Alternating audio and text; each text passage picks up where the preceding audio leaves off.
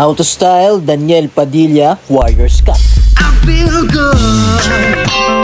Yung buhok ko ngayon humabang galing semi-kalbo. Hindi ba kayo nagtataka kasi sobrang ganda ng pagkakatubo ng buhok ko? Syempre dahil kay Master Jun, sa kanya ako nagpagupit. Shoutout kay Master Jun, ang gamit ko nga pala is hairspray, pomade, tsaka water spray. Inumpisahan ko nga pala sa may pomade, bali konti lang ilalagay nyo dyan. Syempre para iwas din tayo sa dandruff. Medyo mahirap talaga gawin yung hairstyle ni Daniel Padilla na to kasi sobrang ikse, so dapat yung buhok mo is sumasabay sa agos. Kung mapapansin nyo, hinawi ko paharap yung buhok ko para magaya ko kay Daniel Padilla. Dahil maikse, mahirap i-style, dun papasok yung water spray. Hinawi ko ulit paharap yung taas ko, tapos yung gilid, ganun lang din yung ginawa ko para makopya natin to. Sana yung mga buhok nyo ay magawa nyo rin yung ganitong hairstyle ni Daniel Padilla para at least pagkatapos yung stylean, hairsprayan nyo na at ito yung final look.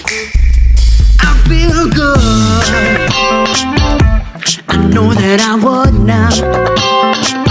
Daniel Padilla Warriors Cut hairstyle. Alam ko nagandahan din kayo sa salamin na gamit ko na mala Daniel Padilla. Bilhin nyo sa showcase ko. Abangan nyo yung next vlog ko, birthday ni Master Jun and kantahan with hashtag. Shoutout nga pala sa inyo. Maraming salamat. That's the vlog. Mwah!